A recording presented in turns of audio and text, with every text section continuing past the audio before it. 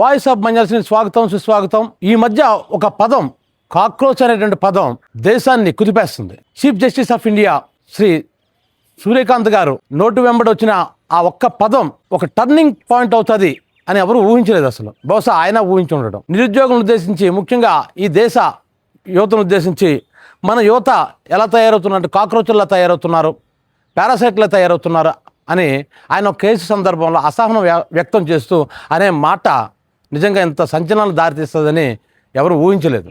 Cockroach Janata party సిజేపి అంటే BJP లాగా అంటే ఏంటి అంటే ఏ పదాన్ని అయితే అతను వాడాడో యువతను ఉద్దేశించి అది ఒక పార్టీగా మారింది. డిజిటల్ పార్టీది అంటే తర్వాత ఆయన వివరణ ఇచ్చారు. నా ఉద్దేశం అది కాదు అని. కొంతమందిని ఉద్దేశించి నేను ఆ మాటన్నాను తప్ప నేను అందరిని అలాగ అనలేదని అతను వివరణ ఇచ్చారు. అది వేరే సంగతి. కానీ ఇక్కడ దీన్ని అభిజిత్ అనేటువంటి ఒక వ్యక్తి, మహారాష్ట్ర చెందిన వ్యక్తి, అతను గతంలో ఆప్ పార్టీకి ఈ సోషల్ నెట్వర్క్ ప్రతినిధిగా పనిచేశాడు. ఆయన తర్వాత ఆయన వయసు కూడా చాలా తక్కువ, 30 సంవత్సరాలు అంటున్నారు. ఇంత తక్కువ సంవత్సరాల వయసులో నిజంగా ఇంత సంచలనం రేపడం చాలా ఇట్ ఈజ్ వండర్. అయితే అది ఆయన అంటే ఒక థాట్ను తీసుకొని అతను ప్రవేశపెట్టాడు దేశ ప్రజల్లో. దీన్ని ముందుకు తీసుకెళ్లాల్సిన బాధ్యత యువతది. ఇంకా ఎందుకంటే ఆయన థాట్ మాత్రం ఇచ్చాడు, దాని మీద కొన్ని వీడియోస్ చేశాడు ఆయన. అతను ఏమంటాడంటే, అవును మేము కాక్రోచ్లమే అయితే ఏటి, మేము కాక్రోచ్లం అయితే ఏటి. అసలు కాక్రోచ్కునేటువంటి పవర్ నిజానికి చాలామంది తెలియదు.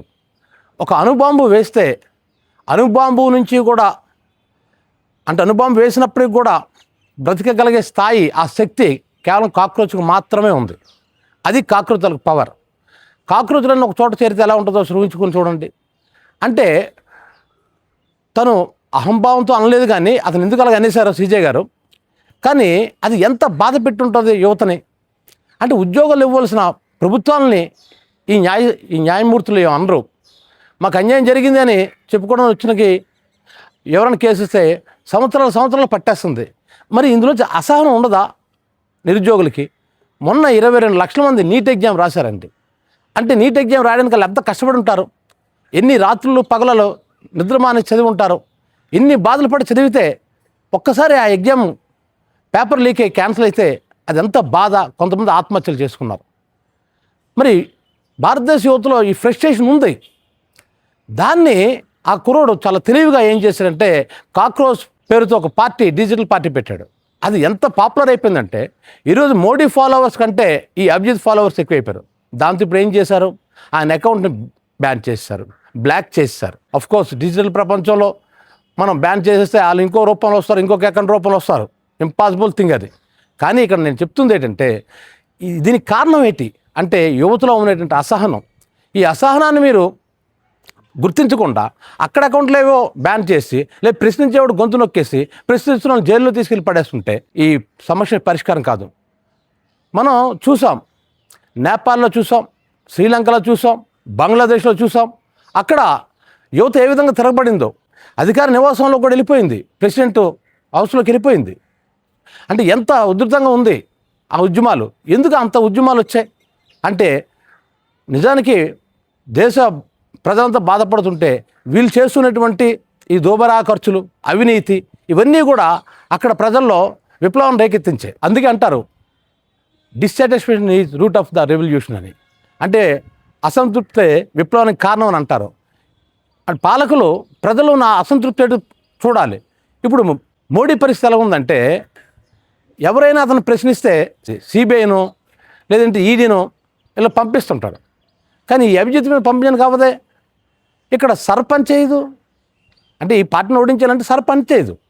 ఈ పార్టీని ఓడించాలంటే ఈవీఎంలు పనిచేయవు, ఈవీఎంతో టెక్నికల్ పనిచేయవు ఇక్కడ.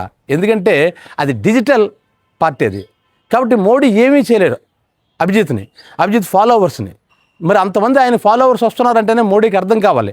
5 రోజుల్లోనే మోడీ అకౌంట్ కంటే ఎక్కువ మంది ఫాలోవర్స్ వెళ్ళారంటే ఆయనకి దేశం ఎంత ఇబ్బందుల్లో ఉంది, యువత ఎంత బాధపడుతుంది, ఎంత అంటే అసహనంతో ఉందో, ఎంత ఫ్రస్ట్రేషన్తో ఉందో ప్రభుత్వాలకి ఇప్పుడైనా కళ్ళు తెరవాలి.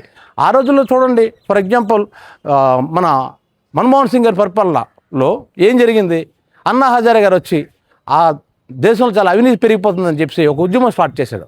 ఆ ఉద్యమం నుంచి వచ్చిన వాళ్ళకి అది కేజ్రీవాల్. మరి ఆ ఉద్యమంలో ఏమన్నారు, అతను అవినీతి ఎక్కువైపోతుంది అన్నారు.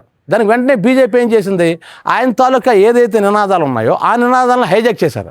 హైజాక్ చేసి ఏం చేశారు, మేమేం చేస్తామంటే విదేశాల్లో ఈ అవినీతి పనులు దాచుకునేటువంటి దొంగ డబ్బంతా కూడా, బ్లాక్ మనీ అంతా కూడా, నల్లధనం అంతా కూడా బయటకు తీస్తాం, మేము ఆ విధంగా దేశాన్ని అభివృద్ధి చేస్తాం అని చెప్పారు. అంటే అవినీతి మీద అతను పోరాడాడు, దాన్ని బీజేపీ క్యాష్ చేసుకుంది. అటువంటి ప్రమాదం మళ్ళీ ఇప్పుడు రావడానికి అవకాశం ఉంది.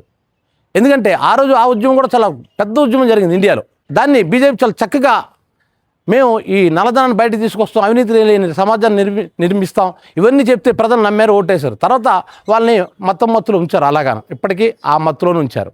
కానీ నిజమైనటువంటి యువత, ఎడ్యుకేటర్స్, వీళ్ళంతా కూడా మేధావులు, యాక్టివిస్టులు, వీళ్ళంతా కూడా ఈ ఉద్యమానికి, ఈ డిజిటల్ ఉద్యమానికి ఖచ్చితంగా ఆకర్షితులు అవుతున్నారు. కాబట్టి ఇది మోడీకి నిజం చెప్పాలంటే ఒక ప్రమాద సంఖ్య గంటికలు అంటాం చూసారా, అంటే ఓటమి గంటికలకి ప్రథమ చిహ్నం అనుకోవచ్చు ఇది. ఎందుకంటే ఇక మీదట ఒక అవినీతి పరుడు ఉంటాడు, ఒక పార్టీలు ఉంటాడు, ఆ పార్టీలు ఉన్నంతవరకు అతని మీద సిబిఐని పంపిస్తున్నారు, ఈడీని పంపిస్తున్నారు. వెంటనే అతను పార్టీ మారిపోగానే అయితే సీఎం అయిపోతాడు. సేమ్ పర్సనే.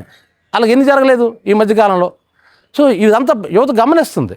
అంటే ఈ పార్టీలు ఉన్నప్పుడు ఇతను అవినీతి పరుడు, బీజేపీలోకి వెళ్ళేసరికి అదొక వాషింగ్ మిషన్, మొత్తం వాష్ చేసేస్తుంది ఆ మురికి అట్లని, అతను పునీతుడు అయిపోతున్నాడు. సో ఇటువంటి రాజకీయాలు కూడా ఈ యువత చూస్తుంది. కాబట్టి ఈ యువతలో ఉన్న ఫ్రస్ట్రేషనే ఈరోజు అభిజిత్ తాలూకా కాక్రోచ్ జనతా పార్టీ పాపులర్ అవడానికి కారణం అవుతుంది. సో ఇప్పటికైనా సరే ప్రభుత్వాలు, కేవలం కేంద్ర ప్రభుత్వాలే కాదు, రాష్ట్ర ప్రభుత్వాల్లో కూడా చాలా జరుగుతున్నాయి అవినీతులు చాలా రాష్ట్రాల్లో. సో ఇప్పటికైనా సరే యువత తాలూకు పవర్ నిర్వీర్యం కాకుండా వాళ్ళు ఉన్న సహనంగా మార్చండి. అలా మార్చాలంటే వాళ్ళకి ఉద్యోగాలు ఇవ్వటం, ఉపాధి కల్పన చేయటం, ఆఖరికి ఉపాధి పనులు కూడా ఈ మధ్య సరిగ్గా పనిచేయటం లేదు. అంటే పనికి ఉపాధి ఆహార పథకం ఉంటుంది కదా, అది కూడా సరిగ్గా పనిచేయటం లేదు. దానికి కొన్ని కొర్రీలు పెట్టింది సెంట్రల్ గవర్నమెంట్. సో ఇలా ఎక్కడ ఏం చేస్తారు, పేదోడు ఏం చేస్తాడు, చదువుకున్న నిరుద్యోగ యువత ఏం చేస్తుంది, ఇలాంటి ఉద్యమాలకి ఆకర్షితులు అవుతారు. గతంలో కూడా నేను మావోయిస్టుల గురించి చెప్పినప్పుడు నేను చెప్పాను ఒక వీడియోలో, ఇది మావోయిస్టులు ఈరోజు మేము చంపేశాం, వాళ్ళు లొంగిపోయారు అన్నంత మాత్రాన విప్లవం ఆగిపోదు. ఎందుకంటే ఎప్పుడైతే అసంతృప్తి రగులుతుందో దేశంలో ఆటోమేటిక్గా మరొక పార్టీ పేరుతో ఇంకో దాంతో వస్తారు. అయితే ఇప్పుడు ప్రజలు ఆయుధాలు పట్టుకుని అడవుల్లోకి వెళ్ళిపోతారని అంటున్నాం లేదు, కానీ ఖచ్చితంగా ఇటువంటి డిజిటల్ విప్లవాలు వస్తాయి. చాలామంది ఏంటంటారంటే ఇది కేవలం డిజిటలే కదా, కాబట్టి ఇది ఎలక్షన్కి ఏం ఇచ్చేయాలి, అలా జనంలోకి రారు కదా, ఉద్యమాలు నిర్మించరు కదా అని. అదే పొరపాటు. ఒకప్పుడు ఈ టెక్నాలజీ లేదు కాబట్టి నాయకులు ఇచ్చేవారు, ఉపన్యాసాలు ఇచ్చేవారు, ఆ పార్టీ పెట్టిన వాళ్ళు, కొత్త సిద్ధాంతాలతో వచ్చిన వాళ్ళు ఊరూరా తిరిగేవారు, ఇలా చేసేవారు. ఇప్పుడు అవసరం లేదు. మన విజయాన్ని కూడా చూసినట్లయితే విజయ్ కూడా ఎక్కువగా ఈ డిజిటల్ మీద ఆధారపడ్డాడు. సో ఈ డిజిటల్ టెక్నాలజీకి అంత పవర్ ఉంది. అంటే వీడు రోడ్డు మీదకి రాడు, కానీ వీడు ఓటు వేసినప్పుడు ఎవరికేయాలో ఒక నిర్ణయంతో మాత్రం ఖచ్చితంగా పోలింగ్ బూత్కి వెళ్తాడు. అది ఖచ్చితంగా అధికార పార్టీకి దెబ్బ తగలక తప్పదు. ఈ వీడియో మీకు నచ్చినట్లయితే వాయిస్ ఆఫ్ మంజాల్ సింగ్కి లైక్ చేయండి, షేర్ చేయండి, సబ్స్క్రైబ్ చేయండి.